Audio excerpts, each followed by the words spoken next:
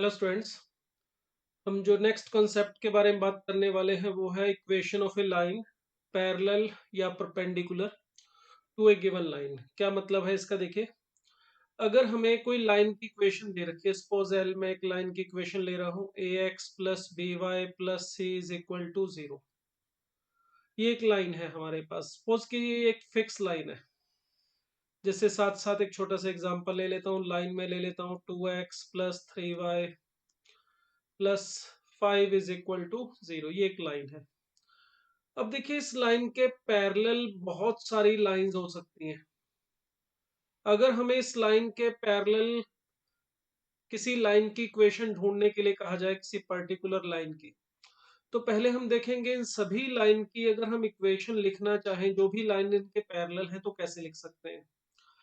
हमने बात की थी अगर कोई दो लाइन पैरेलल है तो उन दोनों लाइंस की जो स्लोप है वो बराबर होगी। अगर फर्स्ट लाइन की स्लोप m1 है, सेकंड की m2 है, थर्ड लाइन की m3 है, तो अगर ये सभी लाइंस मैंने पैरेलल ली हैं तो इन सभी लाइन की स्लोप जो है वो सेम होनी चाहिए। दूसरी बात हमने की थी, अगर लाइन की इक्वेशन है हमारे पास ax plus B Y plus C is equal to zero, तो स्लोप का फार्मूला होता है minus of a by b। ये हमारे पास स्लोप का फार्मूला था। अब अगर इन सभी लाइन की स्लोप है तो देखिए सबकी स्लोप माइनस ए बाय बी होगी अगर ये सभी लाइन इस लाइन के पैरेलल है। दूसरी बात, जो स्लोप है वो देखिए यहां से आएगी एक्स और वाई के कोफिशिएंट से। इस कांस्टेंट टर्म का स्लोप में कोई कंट्रीब्यूशन नहीं रहता है। अब देखिए, अगर मैं यहाँ पे ये इक्वेशन लिख रहा हूँ 2x plus 3y plus 5 is equal to zero, ये हमारे पास फिक्स लाइन है। अगर मैं यहाँ पे लिखूँ 2x plus 3y plus 4 is equal to zero, तो अब देखिए यहाँ पे जो मैंने सेकंड इक्वेशन लिखी है, इसको चलिए L1 लिख लेता हूँ मैं। तो फर्स्ट इक्वेशन और सेकंड इक्वेशन में मैंने देखिए x और y वाली टर्म सेम रखी है और कांस्टेंट टर्म को मैंने चेंज कर दिया है। अब इससे क्या होगा, ये दोनों लाइन की अगर मैं आपसे स्लोप पूछूं, तो दोनों लाइन की स्लोप, मान लो फर्स्ट लाइन की स्लोप m और दूसरे वाली लाइन L1 की स्लोप को मैं m1 नाम दूं, तो देखिए दोनों की स्लोप सेम आ रही है -2/3। यानी ये दोनों लाइन जो है हमारी वो पैरेलल है। इसी तरह से अगर मैं एक दूसरी लाइन और लिख दूं 2x plus 3y minus 1 is equal to zero, तो ये तीसरी लाइन की भी, ये जो मैंने लिखी है 2x plus 3y minus 1 is equal to zero, इसकी भी स्लोप देखेंगे तो 2/3 ही आ रही है, -2/3 सॉरी। माइनस ए बाय बी से हमें जो स्लोप मिलेगी इन सभी केसेस में, जो मैंने अभी तीन एग्जांपल लिखे हैं, इन सब की स्लोप सेम है, मतलब ये लाइन पैरेलल है। कांस्टेंट जो है वो डिफरेंट है, उसका मतलब हो गया लाइन जो है वो पैरेलल भी है मगर डिफरेंट भी है। तो अगर हम मुझे इस लाइन के parallel A X plus B Y plus C is equal to zero के पैरेलल किसी लाइन की इक्वेशन लिखनी है, तो तरीका क्या होगा, उसमें मैं एक्स और वाई वाली टर्म जो है वो सेम रखूंगा मगर कांस्टेंट जो है वो चेंज करते हैं। तो एक काम करते हैं, कांस्टेंट कुछ भी हो सकता है, तो इसकी जगह मैं लैम्डा लिख लेता हूँ। देखो सी तो एक फिक्स्ड कांस्टेंट है मगर लैम्डा फिक्स्ड कांस्टेंट नहीं है। जैसे लैम्डा की वैल्यू अगर मैंने इस एग्जांपल में देखा तो चेंज करके 4 ले ली, इस वाले एग्जांपल में मैंने लैम्डा की वैल्यू -1 ले ली, तो ये तो मैंने अपनी मर्जी से ली है। मगर जो लैम्डा होगा वो एक, हम इसके लैम्डा के बारे में लिख सकते हैं, lambda is arbitrary constant. Arbitrary constant, ये लैम्डा हमारा आर्बिट्री कांस्टेंट है। इसका मतलब क्या है, ए आर बी मतलब आर्बिट्री, अपनी मर्जी से जिसे हम चूज कर सकते हैं, ये ऐसा कांस्टेंट है। लैम्डा की वैल्यू जो भी आप लेना चाहें ले सकते हैं। लैम्डा की वैल्यू जो भी लेंगे उससे जो लाइन मिलेंगी अपने को, जितनी भी लाइन मिलेंगी वो सभी की सभी लाइन इस गिवन लाइन के पैरेलल होंगी।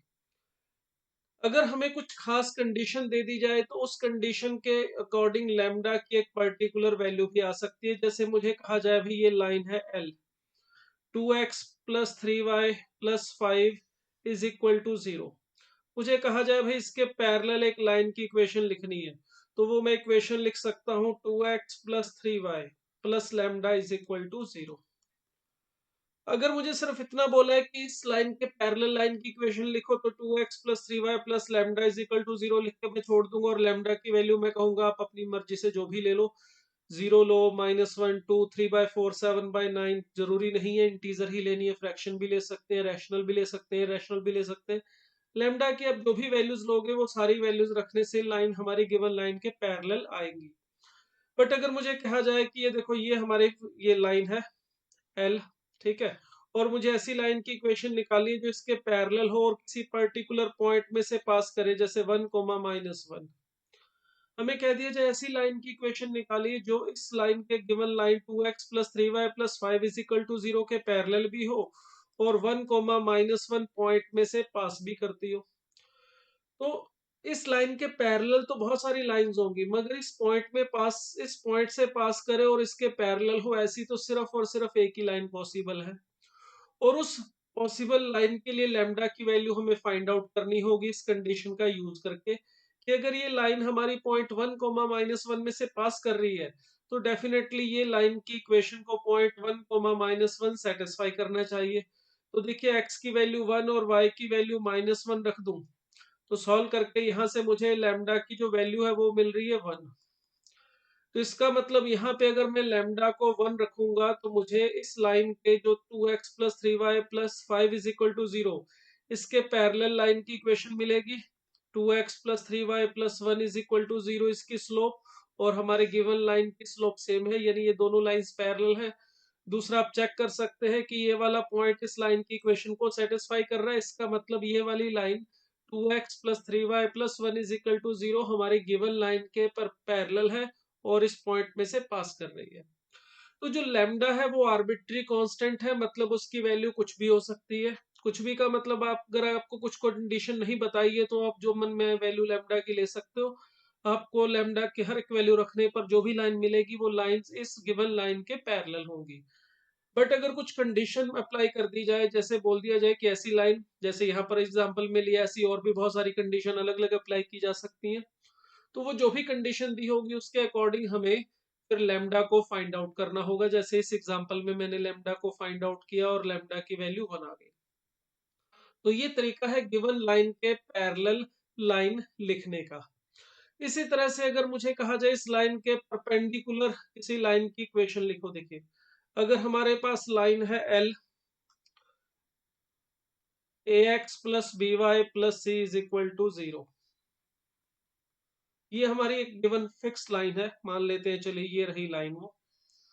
अब देखिए अगर गिवन लाइन के परपेंडिकुलर लाइंस की स्लोप की बात करूं मैं तो वो हम फाइंड आउट कर सकते हैं इजीली, क्योंकि अगर दो लाइन परपेंडिकुलर हैं तो उनकी स्लोप का प्रोडक्ट -1 होता है। ये जो हमारे पास लाइन गिवन है उस लाइन की जो स्लोप है उसे मैं देखूं फाइंड आउट करूं तो -a/b आ रही है। ये जो एक काम करते, इसको मैं व्हाइट से ही लिख लेता हूँ। ये जो हमारे पास लाइन व्हाइट में है ये L = 0 लाइन है और इस लाइन की जो स्लोप है वो है -a/b।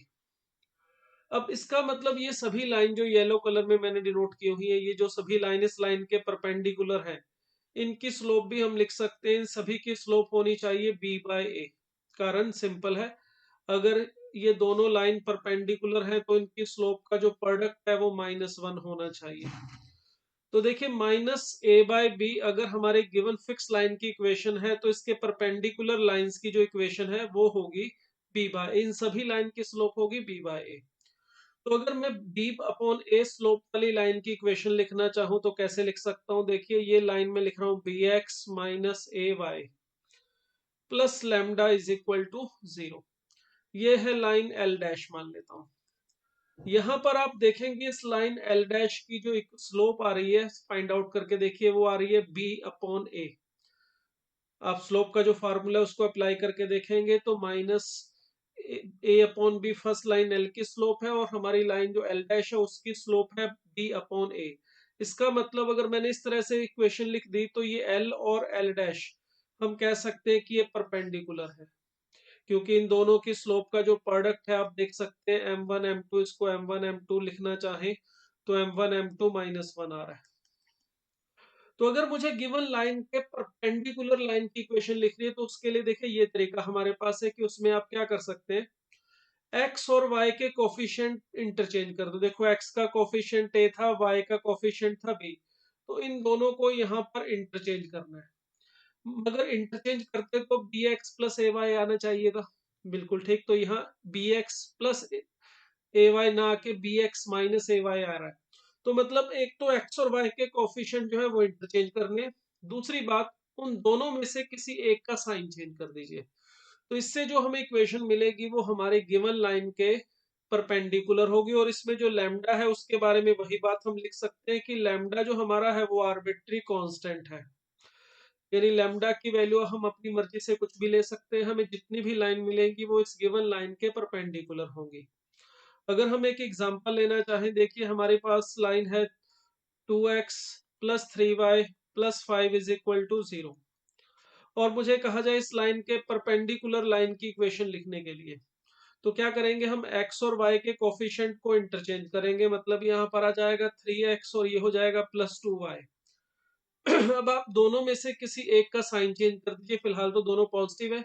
अब आप x का कोफिशिएंट 3 एज इट इज रख लीजिए, y का कोफिशिएंट था उसका साइन चेंज करके -2y लिख दीजिए, और plus lambda is equal to 0। अब इस लाइन को चलो मैं l डैश लिख लेता हूँ। तो ये जो लाइन लिखी है मैंने l डैश, इसको आप चेक कर सकते हैं, ये लाइन हमारी इस गिवन लाइन के परपेंडिकुलर है। चेक करने के लिए आप इनकी स्लोप देख सकते हैं। स्लोप ऑफ जो लाइन l है वो है हमारी -2/3, और अगर आप स्लोप ऑफ l डैश देखें तो ये आ रही है 3/2। तो इन दोनों की स्लोप का प्रोडक्ट जो है हमारा वो आज चेक कर सकते हैं, -1 आ रहा है। तो अगर हमें किसी गिवन लाइन के परपेंडिकुलर लाइन की इक्वेशन लिखनी है तो काम सिंपल है, एक्स और वाई के कोफिशिएंट इंटरचेंज करने हैं और एक का साइन चेंज कर देना है, और साथ में जो कांस्टेंट है उसके हटा के उसकी जगह पर लैम्डा लिख लेना है।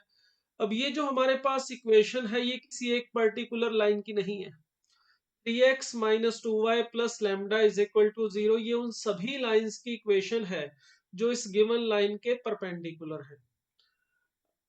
तो आप ये भी बोल सकते हो कि एक फैमिली ऑफ लाइन है। फैमिली ऑफ लाइन का मतलब यहाँ पे आप लैम्डा की वैल्यू रखेंगे तो हमें बहुत सारी इक्वेशंस मिलेंगी। वो सभी की सभी जो इक्वेशंस होंगी उनकी खासियत होगी वो इस गिवन लाइन के परपेंडिकुलर होंगी। अगर कोई कंडीशन दे रखी है तो उस कंडीशन को यूज करके हम लैम्डा की वैल्यू फाइंड आउट कर सकते हैं। अगर हमें कह दिया जाए कि ऐसी लाइन की इक्वेशन निकालो जो इस गिवन लाइन के परपेंडिकुलर हो और पॉइंट 2 कोमा -1 में से पास कर रही हो। 2 कोमा -1 में से अगर हमारी लाइन पास कर रही है उसके लिए हमें अगर लैम्डा की वैल्यू फाइंड आउट करनी है तो सिंपल सा काम वही, इस l डैश की इक्वेशन जो हमारे पास है 3x minus 2y plus lambda is equal to 0, अगर ये लाइन 2 कोमा -1 में से पास करती है तो ये पॉइंट, इसका नाम चलिए a लिख लेते हैं, ये इस इक्वेशन को सेटिस्फाई करना चाहिए। तो x और y की जगह पर अगर हम ये वैल्यू रख दें तो 6 plus 2 plus lambda is equal to 0, तो इससे देखिए लैम्डा की वैल्यू मिल जाएगी हमें -8। तो 3x plus 2y minus 8 is equal to 0, यहाँ माइनस आएगा। 3x minus 2y minus 8 is equal to 0, ये उस लाइन की इक्वेशन है जो हमारी गिवन लाइन के परपेंडिकुलर है और इस पर्टिकुलर पॉइंट 2 कोमा -1 में से पास करते हैं। तो हमेशा हमें लेमडा की वैल्यू फाइंड आउट करने के लिए कुछ ना कुछ कंडीशन दी जाएंगी। जैसे यहाँ पर तो मैंने दोनों केसेस में पॉइंट लिया, इसी तरह से जरूरी नहीं है पॉइंट दिया हो, कुछ और इन्फॉर्मेशन दी जाएगी तो उस इन्फॉर्मेशन का यूज करके हम लेमडा को फाइंड आउट कर सकते हैं। चलिए एग्जांपल लेते हैं इसके ऊपर एक और। ये एग्जांपल है, देखिए हमें एक लाइन की इक्वेशन दे रखी है 3x minus 4y plus 6 is equal to 0, और ये हमारी जो गिवन लाइन है हमें कहा गया है कैसी लाइन की इक्वेशन फाइंड आउट करो। तीन पार्ट्स हैं अलग अलग। पहले पार्ट में कहा गया है कि ऐसी लाइन जो इस पॉइंट 2 कोमा -1 में से पास करे, तो ये तो चलिए हम छोड़ देते हैं, इसको हम अभी कर चुके हैं। इस लाइन के L1 के पैरेलल लाइन की इक्वेशन लिखनी है। लाइन की इक्वेशन है हमारे पास 3x minus 4y plus 6 is equal to 0। अगर हमें इसके पैरेलल लाइन की इक्वेशन लिखनी है, इक्वेशन ऑफ लाइन, या बेटर होगा equation of family of line लिखे, equation of family of lines parallel to L. Line L जो हमारे पास है 3x minus 4y plus 6 is equal to 0, इसके पैरेलल लाइन की इक्वेशन लिखनी है तो 3x minus 4y plus lambda is equal to 0। देखिए लाइन के पैरेलल लिखना है तो x और y के कोफिशिएंट जो है वो सेम रखने हैं, उसमें कोई बदलाव नहीं करना, सिर्फ कांस्टेंट हटा के लैम्डा लिख देना है। अब इसके अंदर फर्स्ट पार्ट जो था हमारे पास, उसमें देखिए हमें कहा गया कि लाइन इस गिवन लाइन के पैरेलल हो और पॉइंट 2 कोमा -1 में से पास करे। तो फर्स्ट पार्ट तो सिंपल है, हम पहले भी कर चुके हैं कि इस पार्ट के लिए हमें लाइन इस पॉइंट 2 कोमा -1 में से पास करवानी है, ये पॉइंट इस लाइन के ऊपर लाई करवा रहे हैं, तो ये पॉइंट इसकी इक्वेशन को सेटिस्फाई करवा दो, तो आ जाएगा 6 + 4 + lambda is equal to 0, that is lambda is equal to -8। तो फर्स्ट पार्ट का जो आंसर है लैम्डा की जगह -8 रख के आ जाएगा 3x - 4y - 8 is equal to 0। तो ये लाइन हमारी गिवन लाइन के पैरेलल भी है और इस पॉइंट में से पास भी कर रही है 2 -1 में से। चलिए अब सेकंड पार्ट का यूज करते हैं। सेकंड पार्ट में पूछा क्या गया देख ले एक बार दोबारा।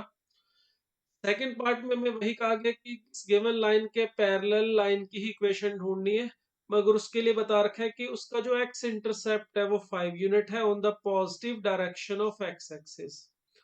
तो हमें इस लाइन के पैरेलल लाइन की इक्वेशन लिखनी है और उसका एक्स इंटरसेप्ट हमें दे रखा है +5। तो इसका यूज करते हैं। देखिए, अगर हमें इस लाइन के पैरेलल लाइन की इक्वेशन लिखनी है वो तो चलो 3x - 4y + lambda is equal to 0 ये हो जाएगा। ये हमारे गिवन लाइन एल के पैरेलल लाइन की इक्वेशन है। अब अगर मुझे इसका एक्स इंटरसेप्ट चाहिए, हमारे पास फार्मूला होता है, अगर हमारी लाइन की इक्वेशन है ax + by + c is equal to 0, तो लाइन का जो एक्स इंटरसेप्ट होता है उसे जनरली हम अल्फा से लिख देते हैं। एक्स इंटरसेप्ट का फार्मूला होता है हमारा -c/a, और बीटा यानी कि वाई इंटरसेप्ट जो होता है इसके लिए फार्मूला होता है -c/b। तो अगर हमें इस लाइन का एक्स इंटरसेप्ट गिवन है 5, तो एक्स इंटरसेप्ट अगर आप इस लाइन की इक्वेशन से फाइंड आउट करना चाहें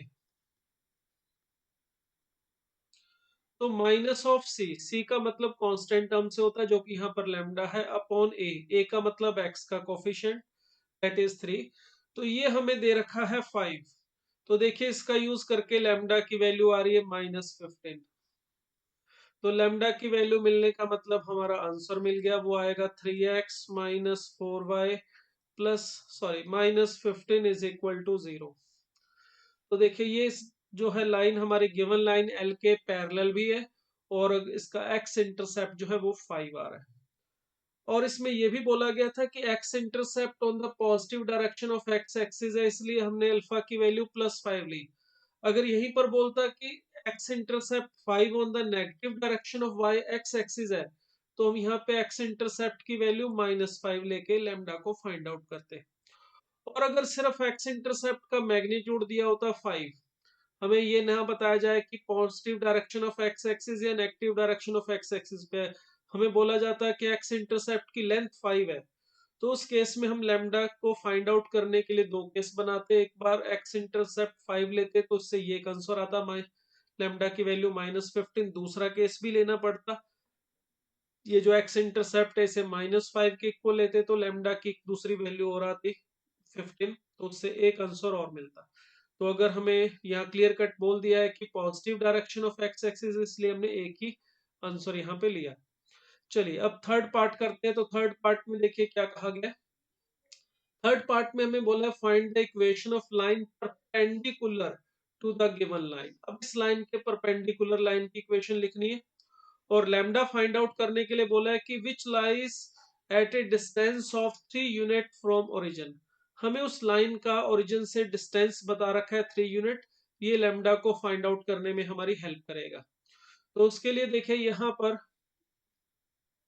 ये फर्स्ट सेकंड पार्ट हो गया। अब चलिए थर्ड पार्ट पे चलते। तो उसके लिए लाइन एल की जो इक्वेशन है वो 3x - 4y + 5 is equal to 0। अगर मैं अब इक्वेशन लिखना चाहूं, equation of line perpendicular to given line, perpendicular to given line, तो इस लाइन के परपेंडिकुलर लाइन की इक्वेशन लिखने का तरीका बताया था आपको कि x और y के कोफिशिएंट इंटरचेंज कर दो। x का कोफिशिएंट 3y को दे देते +3y, और y का कोफिशिएंट -4x हो जाएगा। अब इसके बाद आपको बताया था कि सिर्फ x और y के कोफिशिएंट इंटरचेंज नहीं करने हैं, इन दोनों में से किसी एक का साइन भी चेंज करना है। +3 था x का कोफिशिएंट, या तो यहाँ -3 कर दो और -4 एज इट इज रहने दो। या फिर दूसरा तरीका है, जैसे हमारे पास x का कोफिशिएंट -4 बन गया था और y का +3 था, इंटरचेंज करने के बाद आप x का कोफिशिएंट जो है वो साइन चेंज कर दो, ऐसे लिख दो। दोनों के कोफिशिएंट जो है वो इंटरचेंज करने हैं और एक का साइन भी चेंज करना है। यह सिंपल सी बात सीधा याद रख सकते हैं। देखो, अगर दोनों के कोफिशिएंट सेम साइन के हैं तो एक का कोफिशिएंट नेगेटिव हो जाएगा, अगर एक का नेगेटिव और एक का पॉजिटिव हो जाएगा। अगर दोनों के कोफिशिएंट पहले गिवन लाइन में पॉजिटिव हैं या दोनों में नेगेटिव है तो बस इंटरचेंज करने के बाद एक को पॉजिटिव एक को नेगेटिव रखना है। अगर पहले से ही एक पॉजिटिव एक नेगेटिव है, फिर साइन चेंज करने के बाद दोनों को या तो पॉजिटिव बना लो या दोनों को नेगेटिव। तो ये मैं लिख सकता हूँ 4x + 3y, मैंने क्या किया, दोनों को पॉजिटिव बना लिया और साथ में plus lambda is equal to 0। तो ये जो लाइन है हमारे इस गिवन लाइन के परपेंडिकुलर है। अब लैम्डा ढूंढने के लिए कंडीशन क्या दे रखी है इसमें, distance of line from origin, ये दिया हुआ है 3। अब देखिए, हमने प्रॉपर्टी पढ़ी थी, अगर किसी लाइन की ax + by + c is equal to 0 general equation है और इस लाइन का हमने अगर ओरिजिन से डिस्टेंस लेना है 0,0 से, जिसे हम p से डिनोट करते थे, तो इसके लिए आपको फार्मूला बताया था, किसी भी लाइन का ओरिजिन से डिस्टेंस होता है mod of c upon √a² + b²। तो यहाँ पर लैम्डा को फाइंड आउट करने के लिए इसका यूज करें। देखिए, लाइन की इक्वेशन हमारे पास हमने लिखी है 4x + 3y + lambda is equal to 0, और लाइन का अगर ओरिजिन से डिस्टेंस लेने तो मॉड ऑफ c का मतलब कांस्टेंट टर्म से होता है जो यहाँ पे लैम्डा है, अपॉन √a² + b²। तो देखिए, यहाँ पे हमें मिल जाएगा mod of lambda is equal to, ये 5 आएगा, ऊपर ले जाके इसे मल्टीप्लाई कर देते हैं तो 15 मिला। तो लैम्डा की वैल्यू, मोड ऑफ लैम्डा की वैल्यू 15 का मतलब लैम्डा इज इक्वल टू ±15। अगर mod of x is equal to a हो तो हम x को इज इक्वल टू ±a लिख सकते हैं। तो हमें दो आंसर मिलेंगे, एक होगा 3x - 4y + 15 is equal to 0 और दूसरा होगा 3x - 4y - 15 is equal to 0। ये दोनों लाइन ऐसी होंगी जो इस गिवन लाइन के परपेंडिकुलर होंगी और ओरिजिन से 3 डिस्टेंस के ऊपर होंगी। तो इस तरह से हमें कुछ कंडीशन जो भी है प्रोवाइड की गई है वो लैम्डा को फाइंड आउट करने में हमारी हेल्प करेगी। तो सबसे पहले हमें दो लाइंस, अगर किसी गिवन लाइन के पैरेलल या परपेंडिकुलर लिखना है, उसके लिए सिंपल सा तरीका आपको बताया, ax + by + c is equal to 0 के अगर पैरेलल लाइन की इक्वेशन लिखनी है तो x और y वाले टर्म सेम रखो, सिर्फ कांस्टेंट हटा के उसकी जगह लैम्डा रख दो। तो ये है फैमिली ऑफ लाइन जो इस गिवन लाइन के पैरेलल होंगी, उन सभी लाइन की इक्वेशन जो इस गिवन लाइन के पैरेलल हैं। और अगर हमें गिवन लाइन के परपेंडिकुलर लाइन की इक्वेशन लिखनी है तो उसके लिए तरीका बताया, एक्स और वाई के कोफिशिएंट इंटरचेंज करो और उनमें से किसी एक का साइन चेंज कर दो, दूसरे का साइन सेम रहने दो और कांस्टेंट हटा के वहां पे लैम्डा लिख देंगे। तो ये लैम्डा हमारा जो होगा वो आर्बिट्री कांस्टेंट होगा। इस लैम्डा की वैल्यू को फाइंड आउट करने के लिए हमेशा कोई ना कोई जानकारी, कोई ना कोई इन्फॉर्मेशन हमें फाइंड प्रोवाइड की जाएगी जो हमें फाइंड आउट करने में लैम्डा को हेल्प करेगी। तो इस टाइप के एग्जाम्पल को हम इस तरह से सॉल्व करते हैं।